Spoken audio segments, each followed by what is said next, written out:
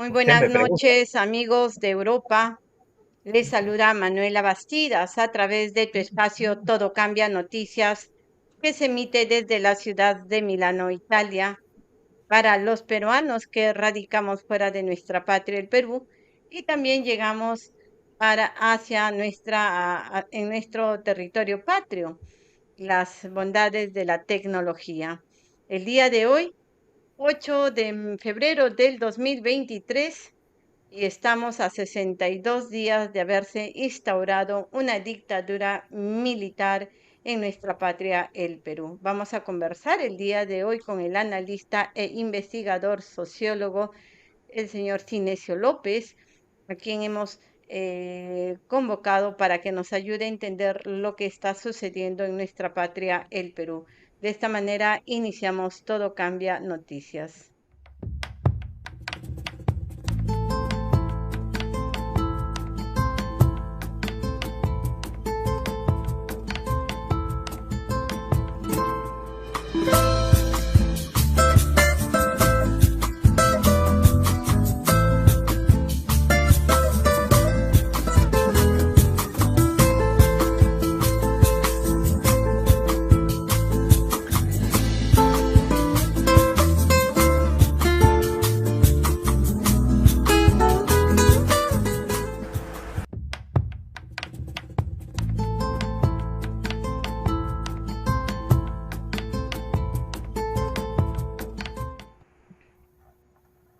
Sociólogo Cinesio López, una vez más, Manuela Bastidas le da la bienvenida a Todo Cambia Noticias, y obviamente el motivo de esta convocatoria es para que nos ayude a entender cómo es que hemos llegado a este momento, un momento del cual podemos sacar no solamente lecciones, y también se pueden sentar las bases para un real cambio, cambio que no se dio desde hace muchísimos años en nuestra patria. Así es, muchas gracias por la invitación y yo le respondo las preguntas que usted me haga. O sea, estoy aquí para eso. Señalábamos que estamos a 62 días de haberse instaurado una dictadura militar. Le decía, si nos ayuda a entender cómo es que se ha llegado a este momento en el que vemos una gran movilización diversa desde mi punto de vista a movilizaciones interiores, inclusive a aquella que se gestó en la Marcha de los Cuatro Suyos. Bueno, mire, este es un movimiento democrático enorme, digamos, que pocas veces se ha visto en la historia, ¿no? Que comienza con la caída de Castillo, en el cual Castillo, después de ser hostigado más de un año por la ultraderecha, digamos, ¿no?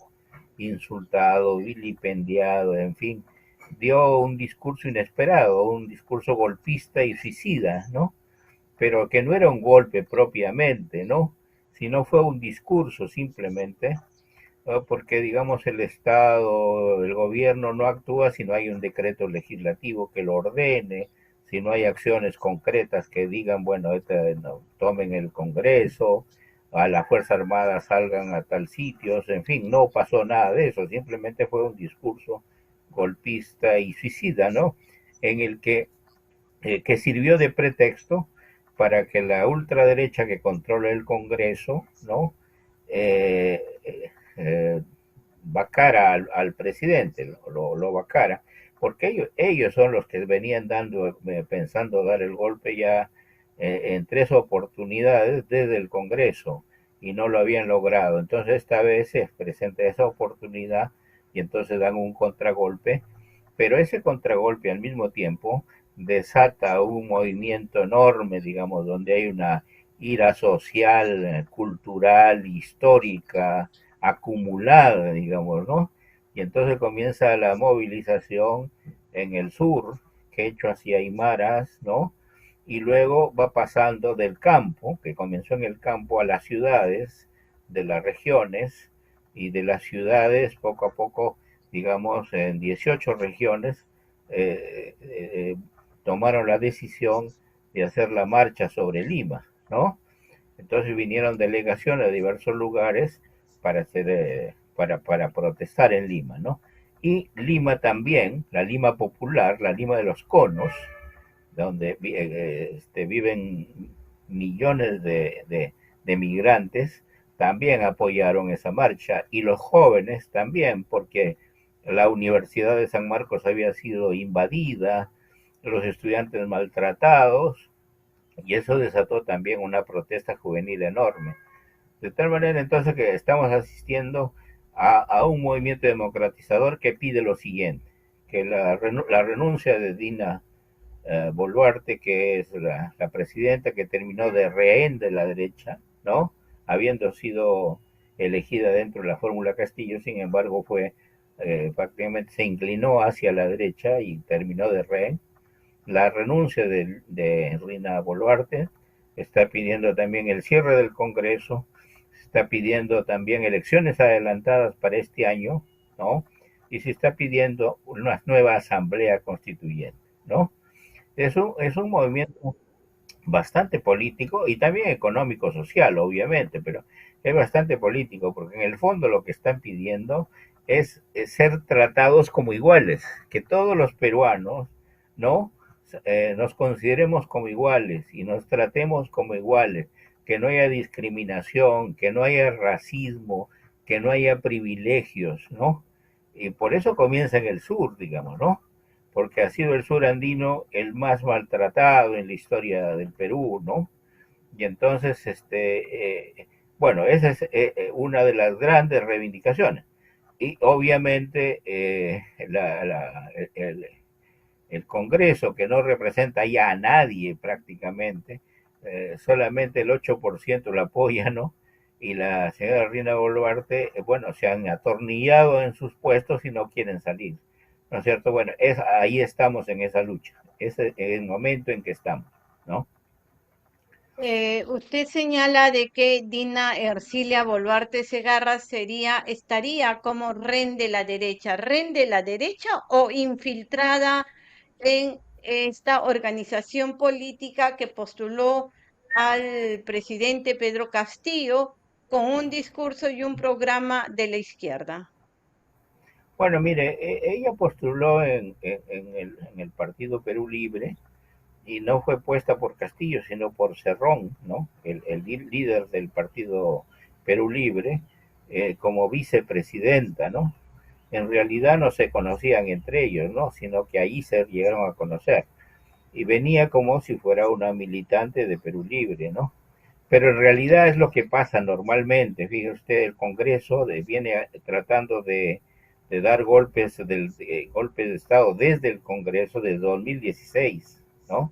O sea, desde que el momento en el que la señora Keiko Fujimori no reconoció su derrota y quiso desbarrancar a, a PPK, a Kuczynski, lo quiso desbarrancar para gobernar desde el Congreso y logró que renunciara. Y entonces ella trató de que el vicepresidente, se puso de acuerdo con el vicepresidente, para que estuviera al servicio del Fujimorismo. Pero en algún momento eso se rompió y entonces, y bueno, y cambiaron las cosas. Pero digamos, desde 2016 el Congreso viene permanentemente tratando eso, de vacar al presidente, o sea, de establecer golpes parlamentarios. Y cuando llega Castillo, ¿no? Desde el primer día incluso lo quiere vacar la ultraderecha, incluso no lo quiere dejar acceder al gobierno, alegando un fraude inexistente, digamos, ¿no? Y obviamente, ¿por qué? Porque la derecha nunca acepta, sobre todo la élite limeña, no puede aceptar que los ninguneados, ¿no? Los vilipendiados, los despreciados, los nadie puedan acceder al gobierno, ¿no? Entonces, esa ha sido la causa fundamental, digamos, del contragolpe del Congreso contra Castillo, ¿no? Y yo creo que, digamos, en esa lucha, además se ha desatado otra demanda, que es la central, que es, digamos, el cambio de constitución, que significa un cambio de modelo de desarrollo económico, ¿no? Que significa un cambio de, digamos, de un establecimiento de un nuevo pacto social. significa reestructuración del Estado que no está al servicio de los ciudadanos, sino de la gente más acomodada y más rica del país, ¿no? Una pregunta que sale propiamente de la exposición que usted está haciendo, sociólogo Sinesio López, es de que acaba de señalar que quienes se están movilizando en este momento están enarbolando y o expresan que sean tratados iguales ante la ley. Y la ley al mismo tiempo dice, al menos esta constitución nefasta que tenemos, producto de un golpe de Estado, también es que señala que todos somos iguales ante la ley. Paralelo a eso, la derecha no acepta, como usted acaba de señalar, que los nadies, los sin voz, los no incluidos hayan osado tener un cargo como es la primera magistratura del Estado. Estos dos componentes nos hacen ver en qué tipo de nación, en qué tipo de Estado-nación estamos en este momento, cómo se ha venido construyendo nuestro Estado o si aún no hemos llegado a ello. Mire, no tenemos un Estado-nación. Debimos tener con la independencia eh, una nación. Tuvimos un Estado, digamos, independiente, pero que heredó muchas cosas de la colonia, pero nunca se pudo construir una nación porque no hubo un reconocimiento de un nosotros, digamos, ¿no? La élite no reconoce, digamos, a los a la gente de la sierra, a los aymaras, a los quechuas, a los mestizos, a los cholos. No hay un reconocimiento, ¿no? Y las demandas de la gente de abajo nunca son aceptadas como legítimas y por consiguiente nunca son tratadas, digamos, a través de una ley para que se transforme, digamos, en bien público que todos puedan atender, digamos. Por eso, por ejemplo, la educación no es igual en todo el territorio, ¿no? La salud no llega por igual a todo el territorio. La justicia no llega por igual a todo el territorio. No, la seguridad no llega por igual a todo el territorio, ¿no? La comunicación, ¿no? La relación que hay entre el Estado y la sociedad es muy frágil, muy débil. Entonces no está al servicio, digamos. En Europa todo el mundo va, por ejemplo, a las mismas escuelas, todo el mundo va a los mismos centros de salud, todo el mismo, todo el mundo va a los mismos centros de justicia, digamos, ¿no? ¿Por qué? Porque son bienes públicos compartidos, independientemente de las diferencias de clase que puedan haber, de color, de religión, todos van a las mismas centros de salud, a las mismas escuelas, ¿no es cierto? Cuando el primer ministro de Londres se enferma, va a un hospital público. No, aquí la salud y la educación, en fin, son criterios de discriminación. Para los pobres son las peores escuelas, ¿no? Son, no hay centros de salud adecuados, digamos, ¿no? Entonces el Estado no ha llegado a todo el país por igual, no es un bien público. Las políticas públicas que hace el Estado no llegan por igual a todo el territorio. La pandemia, por ejemplo, que vivimos aquí y que hizo que el Perú tuviera el número de muertos per cápita más alto del mundo, es porque no teníamos Estado. Cuando llegó la pandemia teníamos solamente 100 camas UCI, 3.000 camas hospital. Es una miseria. Entonces no estaba distribuido por igual en todo el territorio, ¿no es cierto? Entonces cada uno tuvo que vérselas por su propia cuenta, porque no había Estado que lo atienda. Sin embargo, el Estado existe, por ejemplo, hay islas de modernidad en el Estado, el Banco Central de Reserva, el Ministerio de Economía y Finanzas, el Superintendencia de Banca y Contribuciones, la SUNAT, que están vinculadas al capital, a las grandes empresas, esa parte sí funciona. Pero las partes del Estado, los aparatos del Estado que tienen que ver con los derechos de los ciudadanos, que tienen que ver con las garantías de los ciudadanos no funcionan o son pésimas, son un desastre, ¿no? Eso es lo que está pasando, ¿no?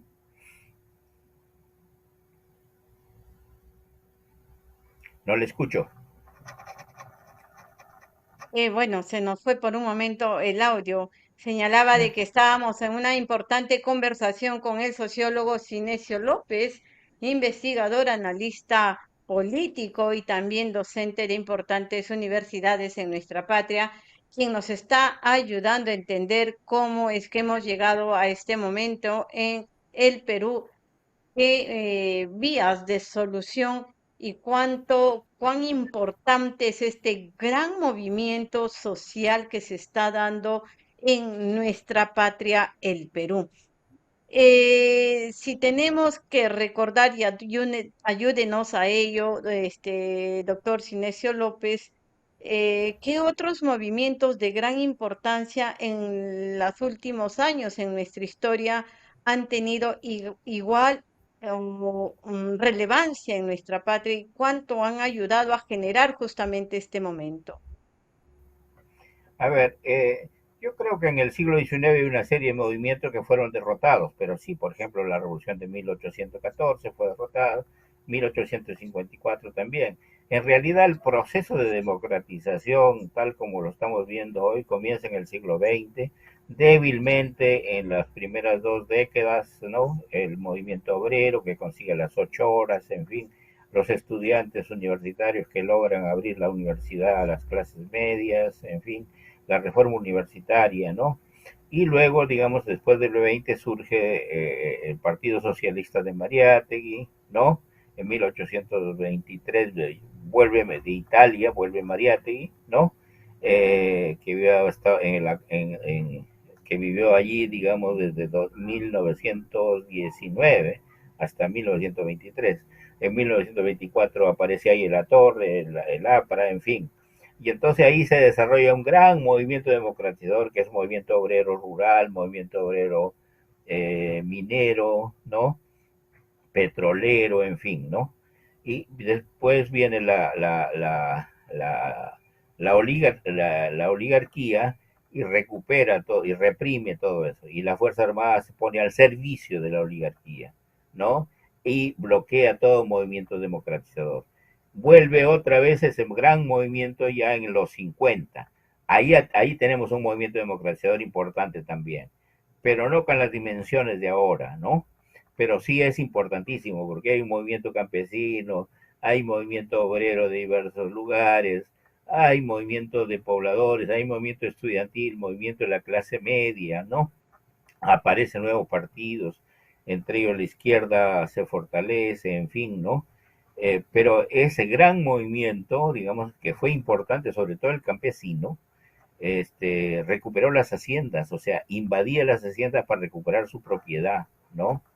Y entonces eso asustó obviamente a todo el mundo.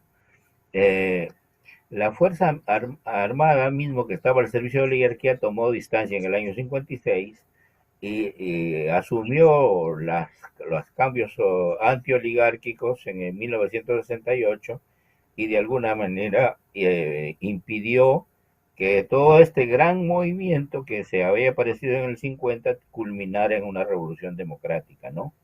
Entonces, de ahí no hemos tenido un movimiento ya más grande. El de hoy es un gran movimiento democratizador.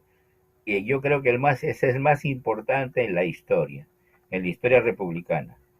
Y podemos tener, digamos, un cambio importantísimo, ¿no? Que nunca habíamos tenido en la historia, ¿no? Podemos llegar a construir una nación tardía, podemos llegar a tener una revolución democrática tardía y desde luego también podemos cambiar la constitución y cambiar el modelo económico, ¿no? De tal manera que lo que está en juego aquí en el Perú hoy es una serie de cambios importantísimos que nunca en la historia habíamos visto. movimiento democratizador que podría dar luz a una nueva constitución, que lo vamos a conversar un poquito más adelante. Antes de hacerle esta pregunta, que es necesario que usted también nos ayude a entender. La derecha que está representada en el Congreso de la República, los medios de comunicación al unísono y esta dictadora, Dina Boluarte Segarra, muy fácilmente califican como terroristas a aquellos que están hoy protestando con esta tingencia de que a los que ellos califica, pues todos son de rasgos andinos, ¿no? Y por ejemplo, el día de hoy ha salido en varios medios de comunicación Pedro Pablo Kuczynski diciendo una verdad, su justificación, la negación de que sea su firma, de que no participó en situaciones ilícitas, se declara en quiebre. ¿Por qué es tan fácil creer a un blanco y estigmatizar a uno de rasgos andinos en nuestra patria? Mire, yo creo que este es totalmente falso, que todos los que contestan sean terroristas, sería como, digamos, el Perú está lleno de terroristas. Eso es totalmente falso, y no solamente falso, sino criminal. Es criminal, ¿por qué? Porque están señalando, digamos, un enemigo al cual tienen que matar. Entonces tendrían que matar pues a miles de peruanos movilizados que supuestamente serían terroristas. No, yo creo que las protestas son protestas populares, masivas, eh, que son pacíficas en general, son pacíficas, y no hay un liderazgo claro, ¿no es cierto? No hay un liderazgo muy claro. Los líderes son locales, digamos, ¿no?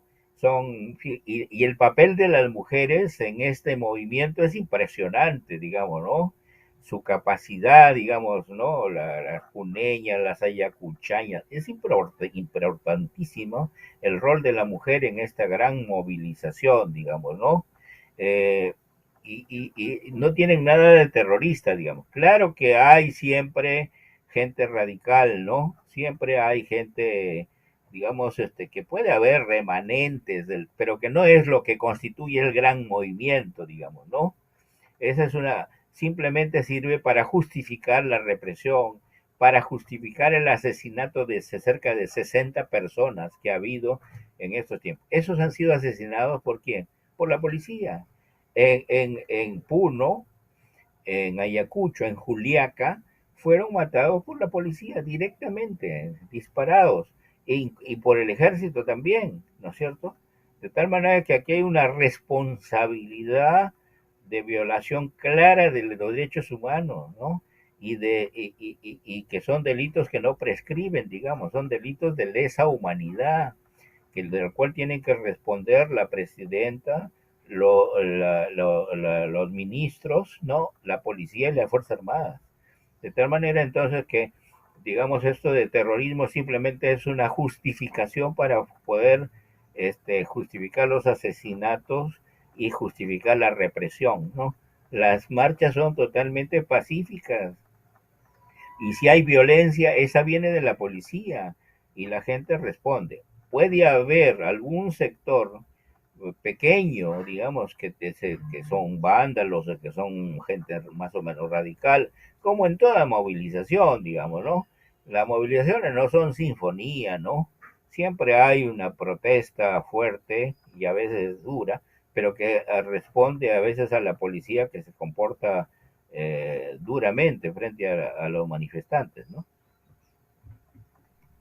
Así es, hemos visto a través de todos los medios alternativos que nos posibilitan a través de los vídeos y de toda aquella información que nos llega de ver estas grandiosas movilizaciones pacíficas y también la infiltración a través de estos malos elementos que están en la Policía Nacional. Don Cinesio López, doctor Cinesio López.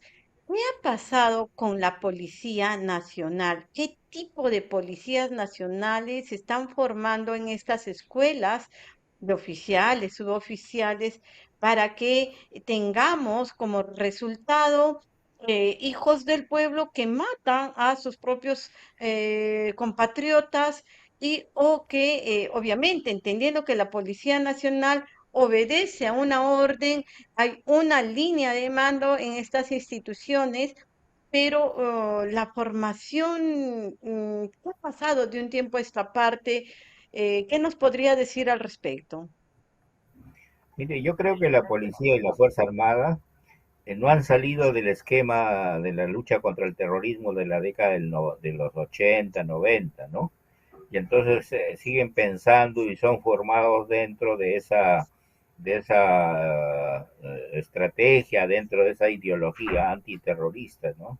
Y entonces, todos ellos son formados, algunos además son formados muy a la ligera. La policía estudia 9 meses y, y, y lo sacan ya de policía. Y además introducen lo que se llama las ternas, que son los que refuerzan la labor de policía y que son los provocadores para poder acusar a los ciudadanos que protestan de ser los que producen la violencia, cuando en realidad son estos ternas de la policía infiltrados los que, digamos, producen esa violencia. Además, a los apresados les siembran alguna cosa para poderlos acusar, en fin, ¿no? O sea, todo está hecho dentro de una estrategia como si estuvieran combatiendo el terrorismo. Y lo mismo pasa en la Fuerza Armada, ¿no? En la Fuerza Armada también sigue pensando, de alguna manera, que está luchando contra el terrorismo, que el terrorismo ha vuelto, ¿no? Esto, digamos, tiene que ser reformado, tiene que ser cambiado. En un Estado democrático no podemos tener una policía que esté pensando en que todos los que protestan en el país son terroristas, ni tampoco una fuerza armada que esté pensando que todos los que protestan en el país también, digamos, son terroristas con los cuales hay que acabar, ¿no es cierto? Yo creo que tiene que ser reformada totalmente la policía y la fuerza armada, ¿no? Y en general todo el Estado, ¿no? Un Estado que se cae a pedazos y que mucho tiene que ver este sistema, este modelo económico imperante que ha colapsado desde nuestro punto de vista y un sistema político que tampoco ha dado la talla en nuestra patria. Así es. Fíjense, el Estado en realidad, digamos, no tiene la capacidad suficiente como para atender las necesidades de la gente. Cuando hace una política pública no llega para todos, no sirve para todos, en fin. Pero el Estado al mismo tiempo a ver, ha sido diseñado de tal manera que sirva básicamente al mercado y a los grandes empresarios. El diseño constitucional del 93 es eso, cuando dice que la constitución es subsidiaria del mercado y de la empresa. ¿Qué quiere decir eso? Que el Estado está al servicio del mercado y los empresarios, en desmedro de los ciudadanos y de la sociedad, ¿no es cierto? Y entonces eso se traduce en los aparatos del Estado, como yo le decía, ¿no? Cuando uno viene al Perú y mira, caray, qué bien está funcionando el Ministerio de Economía y Finanzas, qué bien el Banco Central, qué bien la superintendencia, pero las escuelas, los hospitales, los centros de seguridad policial, ¿no? La justicia, pésima. Entonces, ese es el Estado neoliberal, ¿no es cierto? Que se ha puesto al servicio, y eso es lo que dice la Constitución, eso es lo que hay que cambiar de la Constitución, además de una serie de elementos de un sistema político que no funciona. Aquí no tenemos un sistema electoral justo. Las regiones no tienen toda la misma representación, digamos, ¿no? O sea, no tienen una representación. Los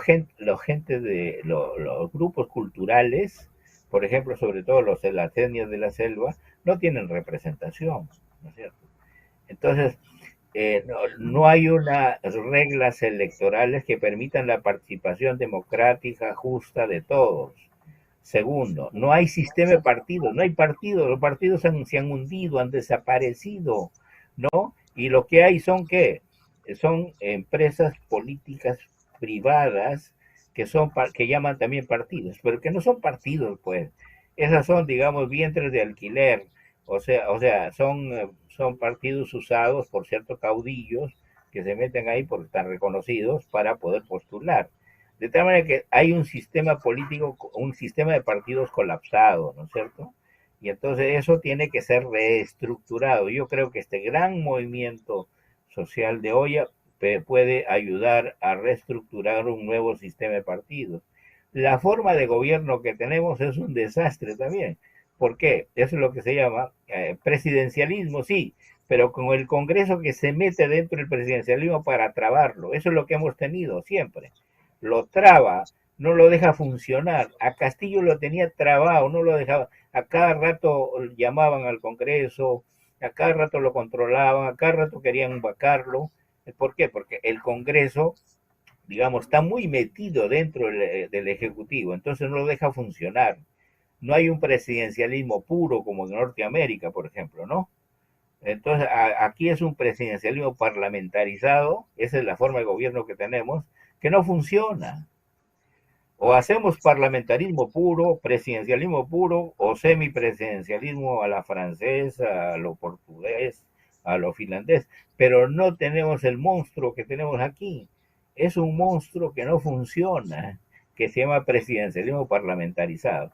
El Congreso se mete en el presidencialismo, en el presidente, y lo traba, no lo deja funcionar. ¿Cómo? Eso tiene que ser cambiado. Un presidencial, un parlamentarismo que pisa fuerte y que impone la dictadura de los votos. Empieza nítidamente si nos ayuda a identificar, a romperse ese equilibrio de poderes y que obviamente nos pone en ese escenario en el que el legislativo tiene control sobre todas las instituciones, poder absoluto. ¿Cuánto eso pesa en un posible escenario que se pueda venir de un proceso de elecciones, doctor Cinesio López, con estas organizaciones políticas que no son partidos políticos, que son solamente logos, que son clanes familiares o que son clubes de amigos o de ONGs? Ahora, y con todo lo que significa tener una curul en el Parlamento, ¿cuánto nos asegura un proceso de elecciones más o menos en el que los que hoy están protestando legítimamente tengan realmente representación con todo este escenario que nos ha ayudado a usted a entender? Mire, todo el sistema político está podrido. Y entonces es necesario recomponerlo, reconstruirlo, reformularlo.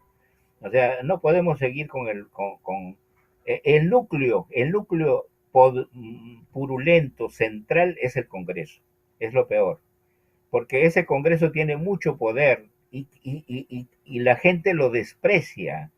O sea, tiene solamente el 8% de aprobación. El 90% de los peruanos no quiere saber nada con el Congreso. Sin embargo, ese Congreso decide un montón de cosas. Por ejemplo, decide las elecciones adelantadas. No quiere adelantar las elecciones, ¿no? ¿Por qué? Porque todos viven, lo que están, digamos, pensando ellos es básicamente en sus ingresos, ¿no? El dueño de los partidos al mismo tiempo es financiado por el Estado. Por ejemplo, el dueño del partido que tiene más representantes ahí, le dan 4 millones al año, ¿no? Y así todos los dueños de partido reciben su dinero. Y además de cada congresista tiene un alto sueldo. Entonces, en eso nomás piensan. No piensan en el país. No piensan en el país. Entonces no quieren, por ejemplo, adelantar las elecciones, ¿no? No quieren hacer una nueva constitución. Creen que esa constitución dictada por Fujimori, que viene de la dictadura de Fujimori, es la Biblia, que no puede ser cambiada, ¿no es cierto? Entonces yo creo que todo eso va a ser cambiado. Yo creo que con este gran movimiento social espero que haya una reforma profunda, y yo creo que hay que hacer reformas profundas. Ahora, pero con este Congreso no lo podemos hacer, ¿no es cierto? Con este Congreso no se pueden hacer las reformas, vamos a seguir igual. Es necesario que haya una nueva asamblea constituyente al mismo tiempo para para que recomponga todas las instituciones. Solamente desde la nueva constitución se puede recomponer todas las instituciones, digamos, y hacer todas las reformas necesarias que es necesario hacer en el sistema electoral, en el sistema de partidos, en la forma de gobierno y en el Estado, digamos, ¿no? Y también en la forma como se desarrolla el país, ¿no? Lo que quiere decir de que sí, usted está de acuerdo en que estamos en un momento constituyente. Sí, yo creo que sí, hemos entrado a un movimiento destituyente, o sea, ya no crees en la vieja constitución y vamos a entrar y queremos entrar a una... Y lo que se está pidiendo simplemente es que la gente diga si quiere o no una nueva constitución, pero ni eso quieren preguntar, porque le han quitado, en este Congreso, le ha quitado al pueblo ese derecho al referéndum. O sea, el soberano es el pueblo, el poder constituido, el poder constituyente es el pueblo. El Congreso es un poder constituido. El poder constituido no le puede quitar al poder constituyente, que es el pueblo, un derecho que es fundamental, ¿no es cierto? Y sin embargo, entonces no quieren que se le consulte porque ellos le han quitado el derecho al pueblo para que se exprese en un referéndum, ¿no? De tal manera que eso es una arbitrariedad que también tiene que ser cambiada, ¿no es cierto? O sea, obviamente solamente con un gran movimiento, yo creo que esto va a crecer enormemente, esto va a ser miles, millones que van a tener que hacer digamos, un cambio de fondo, digamos. Y la constitución es el cambio de fondo, para hacer una salida democrática, digamos, ¿no? A través de los medios, estos alternativos, que están jugando desde mi modesto entender un papel valiosísimo frente a este silencio cómplice de la prensa concentrada. ¿Qué opinión le merece justamente el nacimiento y el buen manejo de las redes en este momento en el que el Perú está movilizado de norte a sur? Que no lo evidencie, que no lo ponga la prensa concentrada, esa es otra cosa, pero que como usted lo está señalando, son grandes masas humanas, ciudadanos que están reclamando legítimamente su participación en el escenario político y que no están reclamando alza de salarios, por ejemplo. Claro. Fíjese usted, en realidad la prensa oligopólica o prensa concentrada, digamos, solamente pone a los vándalos, pone la violencia, pero no pone a toda la masa movilizada, no pone a las grandes manifestaciones. Pero, digamos, todo el mundo sabe que hay grandes movilizaciones, porque para eso está, pues, los medios alternativos, para eso está el Internet, para eso está el celular, ¿no es cierto? Y todo el mundo sabe lo que está pasando, solamente los medios que tratan de callarlo, pero ya hay momentos en que ya no pueden callarlo también, porque caen en el desprestigio. Hoy los medios tienen solamente el 20% de confianza de la gente, o sea, ya no cree la gente en los medios oficiales, en la prensa concentrada, ¿no? O sea, el comercio tiene 6 periódicos, tiene 2 canales de televisión, todo eso está concentrado y para ellos no existe todo esto, sino que son vándalos, son terroristas, en fin. Pero obviamente todo eso está cayendo también a pedazos, gracias a la existencia de una prensa alternativa, gracias a las redes, ¿no? Gracias a la revolución de los medios. Esto es importantísimo. Eso ayuda a cambiar el mundo de alguna manera, ¿no?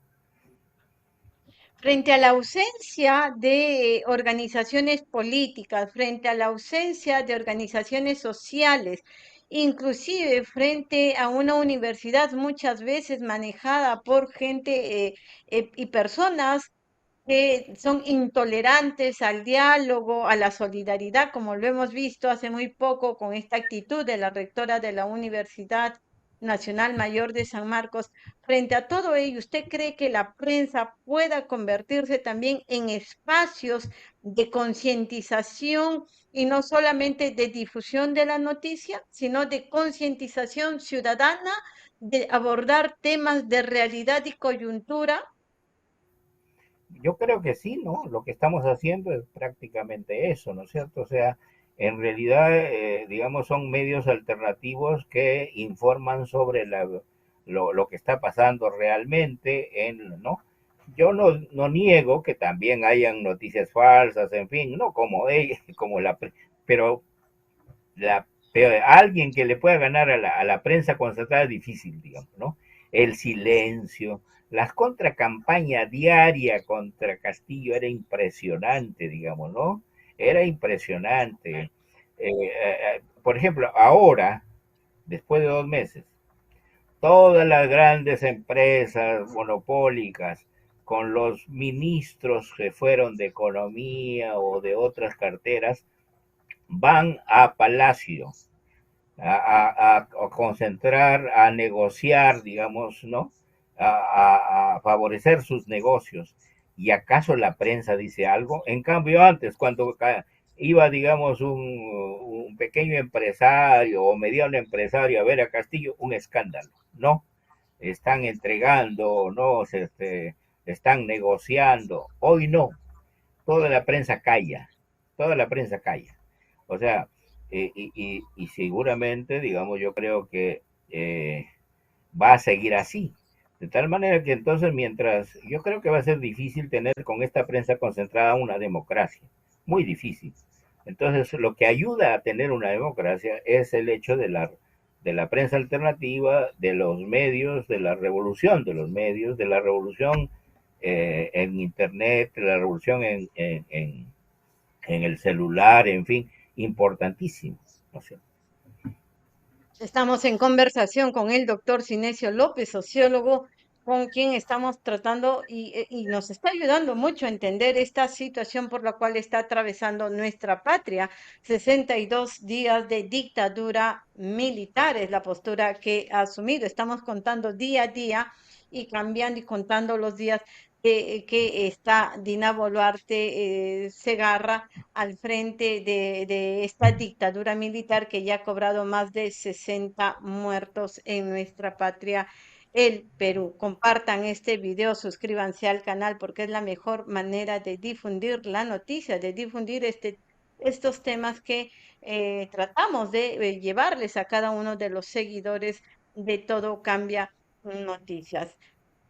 Doctor Cinesio López, ¿qué opina usted sobre este tema de los contratos ley que se señala que habría sido uno de los motivos más allá de toda esta demolición jurídica, política, psicológica, moral, mediática, a la cual fue expuesta nuestro presidente Pedro Castillo?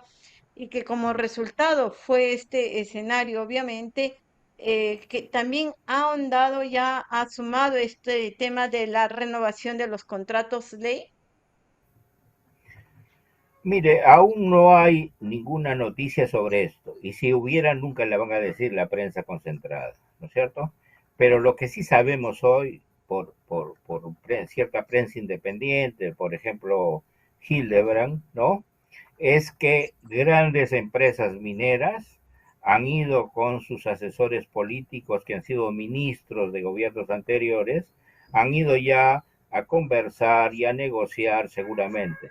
Yo no dudo que si es que efectivamente llega un momento en que tienen que negociar durante la continuidad de estas empresas durante cierto tiempo, porque ya se agotó también la época en que tenían que estar 30 años, ¿no? Ya se agotó y entonces tienen que volver a renegociar, lo van a hacer y van a tener todas las facilidades de del gobierno actual, digamos, ¿no?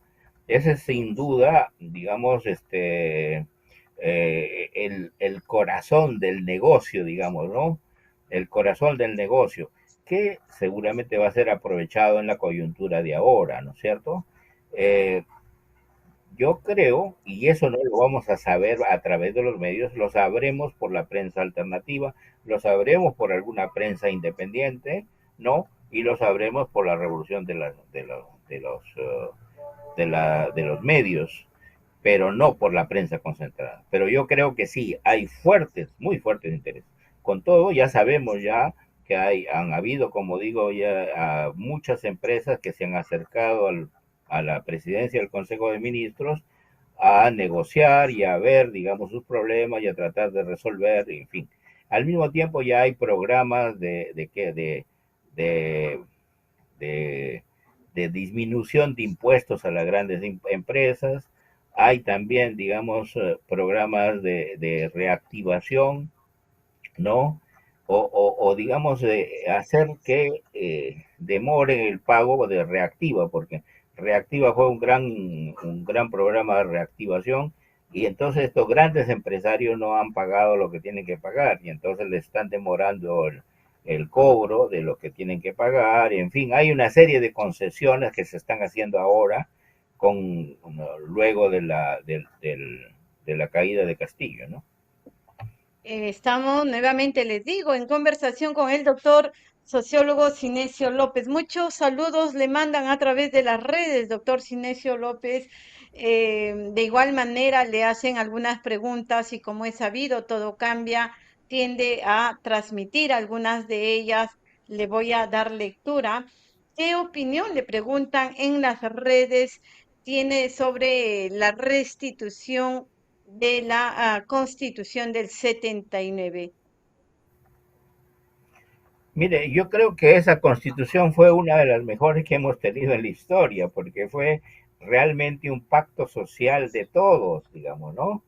Digamos, y fue canalizado por partidos representativos, ¿no es cierto? En ese momento la izquierda tuvo el 30% de la votación, un tercio de la votación, la derecha otro tercio de la representación y el APRA, que se ubicó en el centro, también tuvo un tercio de la representación. Y entonces hubo una negociación de todas estas fuerzas representativas de la sociedad y se negoció. Porque toda constitución es un pacto de convivencia, un pacto social entre todos los peruanos, digamos, ¿no? Entonces se llegó a definir todas las cosas centrales en torno a un pacto. Por ejemplo, todo lo que son derechos sociales de los trabajadores se negoció con la izquierda, todo lo que es economía social de mercado se negoció con el PPC, en fin, ¿no? De tal manera que fue un pacto realmente, ¿no? Ahora se mantiene esta idea de economía social, pero en nombre. En realidad es una economía de mercado totalmente al servicio de los ricos, ¿no? De tal manera que la constitución del 79, digamos, sería extraordinario si fuera posible, pero es muy, muy difícil, ¿no? Yo creo que las condiciones que estamos viviendo hoy tenemos que volver a discutir esa constitución, a discutir la constitución, pero que debe inspirarse quizá en la del 79, pero tiene que ser una nueva constitución porque los tiempos han cambiado enormemente, ¿no? Voy a darle lectura y de ahí usted pueda extraer algunas preguntas que están lanzando nuestros seguidores, a quienes agradezco muy de veras el estar en esta transmisión en directo de Todo Cambia Noticias. Es Oscar Ernesto, gracias por estar presente. El Congreso está de espaldas al pueblo, nos señala. De igual manera, Jesse dice restituir la Constitución del 79. Ya respondió. Valentina Sedano pregunta, ¿hasta cuándo la señora K va a decidir sobre la política peruana? ¿Qué se debe hacer y cómo acabar con ese mal, aparte del sistema oligárquico? Y de igual manera señala este Óscar Ernesto, dice, estamos en una dictadura congresal, Maruja Córdoba. Javier Alba Orlandini, el 2005, como presidente del TC, recomendó modificar la Constitución del 93, dada en dictadura. No se actuó en consecuencia, ahora vemos los resultados. De igual manera, repiten por qué estamos soportando a Valentina Sedano, dice, las pataletas de la chica. Viva la prensa alternativa, señalan muchos de los seguidores. Yané Quintanilla le manda saludos a usted, sociólogo, y al programa. Gracias por estar presente en esta transmisión. De igual manera, bueno, una serie de preguntas de esa naturaleza. ¿Qué nos puede responder?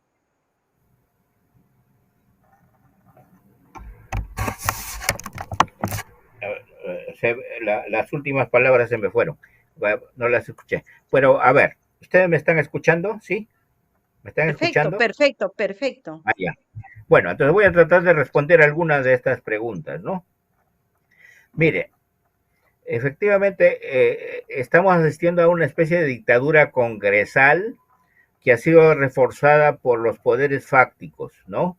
O sea, por las Fuerzas Armadas, por la prensa oligopólica y por los grandes empresarios. Esa es la gran coalición que nos está gobernando hoy. Pero digamos, tiene el carácter de una dictadura congresal autoritaria porque está reforzada por la fuerza militar, ¿no? Entonces, no es propiamente una dictadura en la medida en que no es totalmente cerrada, ¿no? Sino que es semiabierta, ¿no? Por eso es mejor de llamarle un gobierno autoritario. Pero, y que vamos a ir a una dictadura, probablemente. Eso depende, digamos, de la fuerza que tenga el pueblo. Yo creo que si la fuerza es muy grande, vamos a poder más bien salir de este gobierno autoritario y poder más bien instalar una democracia de verdad, ¿no es cierto? Entonces, yo creo que, y el gran debate, yo creo, si queremos salir del país, porque el país está, hay un divorcio muy grande entre lo que es el país y lo que son sus instituciones, ¿no? Los poderes del Estado, o sea, el poder ejecutivo, el Congreso, el poder judicial es un desastre, ¿no? De lo que es la forma de gobierno. Entonces, todo eso es posible hacerlo si hay una recomposición general del país, un nuevo pacto social, una nueva constitución que nos permita realmente que la sociedad, digamos, tenga, se puede expresar en sus propias instituciones, ¿no? En un Estado más vinculado a la sociedad, en un sistema político más vinculado a la sociedad, en un régimen político democrático que exprese la voluntad de todos los peruanos, que todos los peruanos sean reconocidos efectivamente como iguales, que no sean discriminados, maltratados, ninguneados, ¿no? Sino que sean considerados como iguales, ¿no? Esa es una de las grandes reivindicaciones históricas no resueltas que ahora aparece a la luz, ¿no es cierto? Y entonces yo creo que mucho va a depender de la dinámica, y esta dinámica es larga, ya llevamos 2 meses, puede tener bajos y altos, ¿no es cierto? Pero va a seguir, y va a seguir hasta conseguir estos grandes cambios, ¿no? Yo creo que eso es lo importante. Hemos entrado en lo que se llama una coyuntura crítica. Una coyuntura crítica quiere decir que aparecen grandes protagonistas en la historia, grandes protagonistas, como es el movimiento popular democrático que tenemos hoy, que buscan resolver, digamos, las grandes contradicciones, que buscan resolver los grandes problemas que vienen del pasado, ¿no? Y también los actuales, que producen acontecimientos nuevos, digamos, para poder abrir un poco las puertas hacia el futuro. Esa es la coyuntura que estamos viviendo, ¿no es cierto? Esto se llama una coyuntura crítica y yo creo que en ese sentido de larga duración. Mire, hemos vivido en el Perú 5 coyunturas críticas y 6 con esta. No, la coyuntura de la independencia, que duró 14 años. La coyuntura de la guerra con Chile, que duró 4 años. La coyuntura de la crisis de la República Aristocrática, que duró 13 años. La, la, la coyuntura crítica de la revolución militar, que duró 7 años.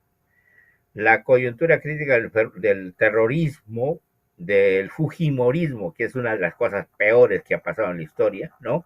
Y los dos se alimentan, terrorismo y fujimorismo, los dos viven, se alimentan entre ellos, ¿no? Se sirven entre ellos, ¿no? Entonces, el terrorismo, el fujimorismo y la crisis de representación, esa duró 10 años. Esta no sabemos cuánto. Esta es la crisis del neoliberalismo. Esta es la crisis, esta es la coyuntura crítica del neoliberalismo. ¿Cuánto va a durar? No lo sabemos. Pero yo no creo que dure 10 años. A lo máximo, digamos, en 3, 4 años tenemos que haber resuelto gran parte de los problemas que estamos, por los cuales estamos luchando hoy, ¿no? Le mandamos los saludos, nos dicen Valentina Sedano, al doctor Cinesio López, se le conoce desde siempre consecuente con sus posturas. De igual manera, Félix Loli, le mandan saludos desde el Callao. Muchos saludos para su exposición, doctor. Gracias por estar presente. Solamente dos preguntas más. Sociológicamente, ayúdanos a entender. Psicológicamente hemos tratado de dar luces de lo de la actitud de Dina Boluarte a través de la invitación a una psicóloga. Sociológicamente, ¿por qué es tan difícil para ella en este momento mm, esta negación al soberano, esta ceguera ante lo que el Perú le pide y este discurso muy, muy mentiroso, hipócrita, en el que la solemos escuchar? Sociológicamente, ¿cuál es? ¿Quién es Dina Boluarte? Bueno, Dina Boluarte es una mujer de clase media provinciana, pero con una gran ambición que se le desató en los últimos años, al parecer, ¿no? O en los últimos, en el últimos meses, ¿no? Y que negoció, porque estaba incluso en la comisión de la Constitución casi vetada, ¿no? Y entonces negoció que no la vetaran para poder ser vicepresidenta, negoció con la derecha y hoy tenemos una presidenta rehén de la derecha, ¿no? Eh, eh, Títere de la derecha, pero que al mismo tiempo cometió el error, luego de las grandes movilizaciones, de ordenar la represión abierta por parte de la policía y de la Fuerza Armada de la población movilizada. Y se cometieron allí en esos en un poco tiempo, digamos en 15 días, 20 días, 20 muertos.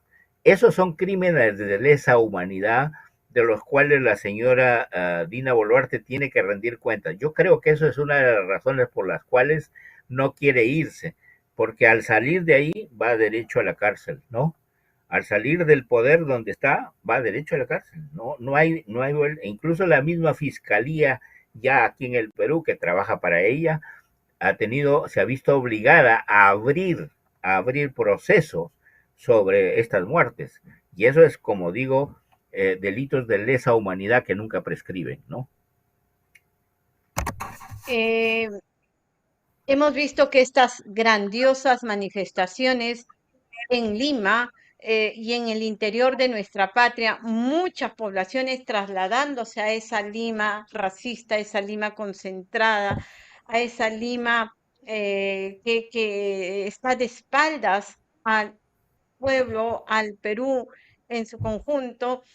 Vemos de que han sido autoconvocadas estas movilizaciones, ausencia de aquellos líderes que en algún momento son propietarios, tenían ciertos liderazgos en sus organizaciones políticas, en sus clichés, en sus feudos.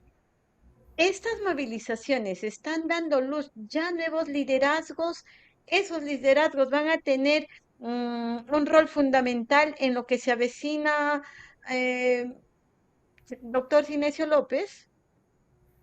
Mira, yo creo que uno de los rasgos de estas grandes movilizaciones y protestas que se desarrollan en América Latina tienen una característica común, se desarrollan por afuera de los partidos, ¿no? De derecha, de centro, de izquierda.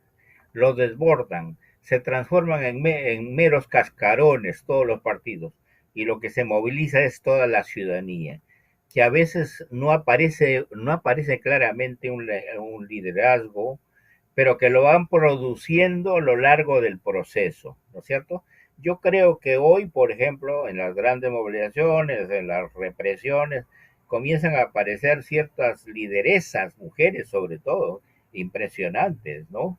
Impresionantes, que no tienen una formación sólida, tienen primaria, ni siquiera primaria, pero tienen una claridad que ya quisieran tenerla los políticos de ahora, ¿no es cierto?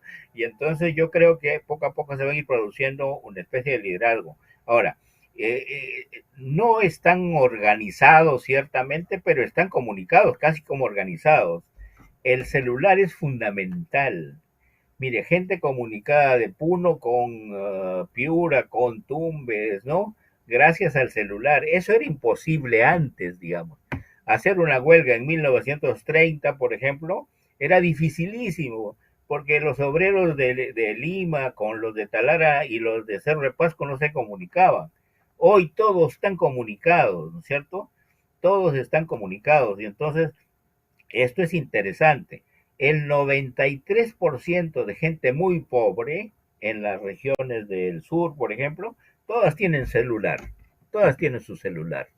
Y entonces la comunicación entre ellos, entre estos diversos movimientos que están en las diversas regiones y que aparentemente no están organizados, sin embargo están comunicados y organizados de alguna manera, coordinan sus acciones.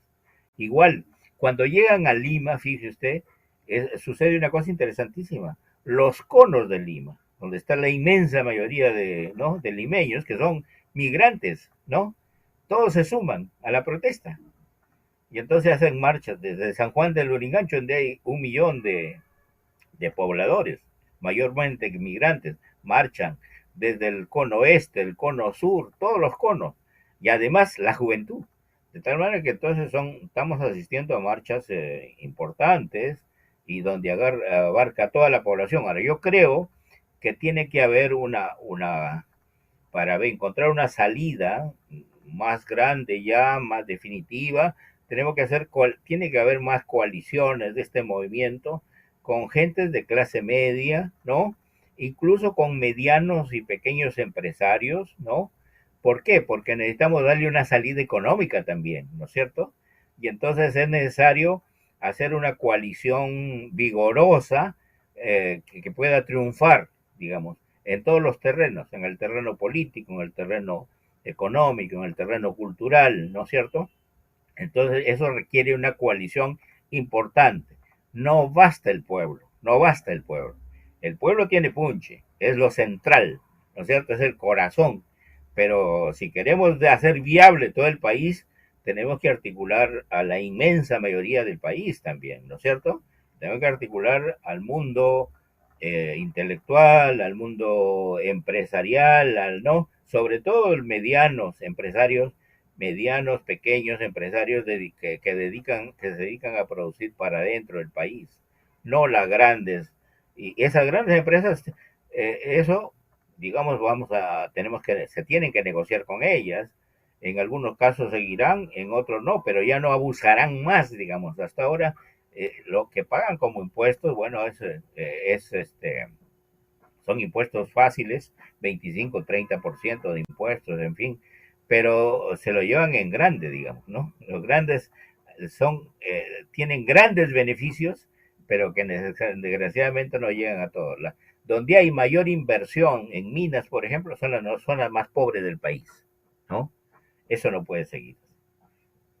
Y un poco para señalarle y compartirle, doctor Cinesio López, el hecho de que sí, pues usted tiene mucha razón en esto de la articulación y el gran papel que están jugando los medios y las redes bien utilizadas, puestas en práctica de manera adecuada. Imagínese usted, nosotros tenemos coordinación y comunicación permanente con Puno, con Juliaca, a través de los corresponsales que están en esa zona donde se ha masacrado a nuestros compatriotas.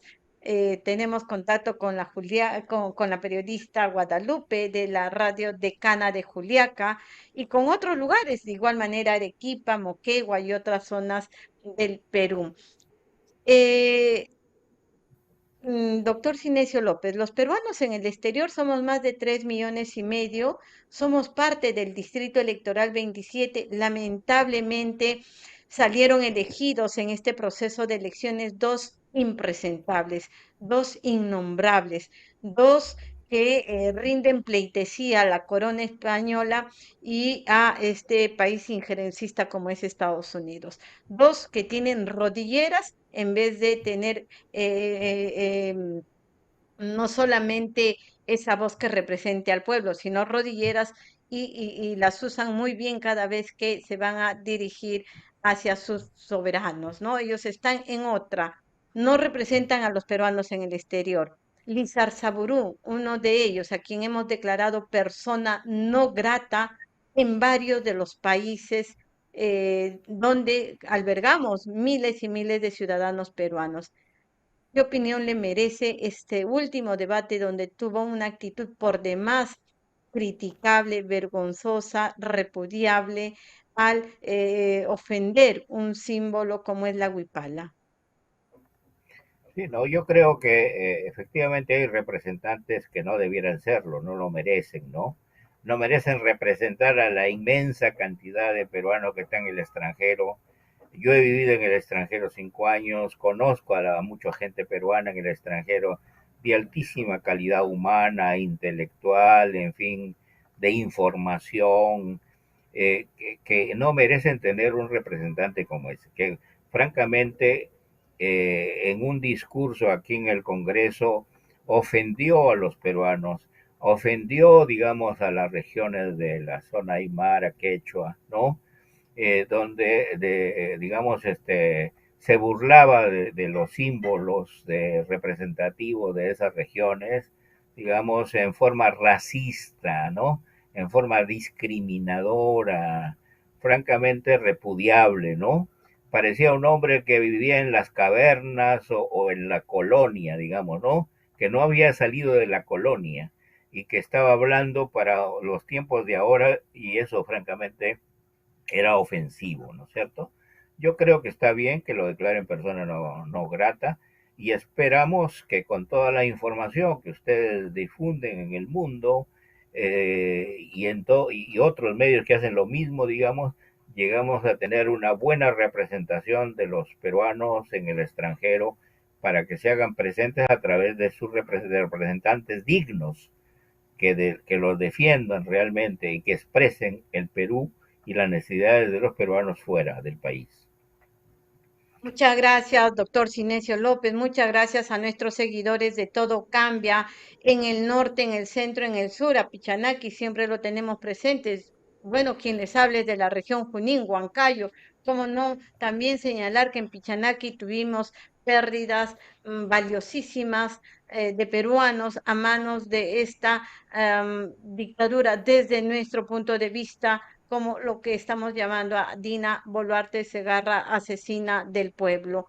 Bueno, sus palabras de despedida, doctor Cinesio López, señalándole e invitándole para más adelante tenerlos en otras conversaciones que nos permitan no solamente conocer más de nuestra realidad, generar conciencia, ilustrar, ayudar a justamente educarnos, a formarnos para ser parte en la toma de decisiones tan importante en nuestra patria y no tener miedo de ingresar al escenario político. Tan alejados hemos estado de estos escenarios valerosos peruanos en nuestra patria que muy bien podrían hacer mejor papel de los que hoy nos representan en el Congreso o en otros estamentos del poder. Nuestro saludo a cada uno de los peruanos que se están movilizando, nuestro abrazo fraterno, mucha fortaleza, mucho coraje, mucha dignidad. No somos terroristas, somos patriotas que estamos alzando nuestra voz en medio de una dictadura militar. Sus palabras de despedida, doctor Cinesio López, a todo cambia noticias. Bueno, en primer lugar agradecerle la invitación que me permite comunicarme con muchos peruanos en el mundo, en Europa básicamente, ¿no? Y que me permite, digamos, ayudar a comprender lo que está pasando en el Perú. Y yo los felicito a ustedes por hacer lo que están haciendo y también los quiero invitar a seguir haciéndolo y cada vez que lo hagan con mucho más fuerza, más calidad, en fin. En todo caso, yo estoy a disposición para cuando ustedes lo deseen. Eh, ya saben cómo ubicarme y nos veremos en la próxima oportunidad. Saludos a todos. Muchísimas gracias. De esta manera hemos culminado Todo Cambia Noticias. Nosotros retornamos el día de mañana, como siempre, con otra entrevista que nos ayude a generar conciencia social, conocer la realidad de nuestra patria e involucrarnos en el hacer política en nuestro Perú.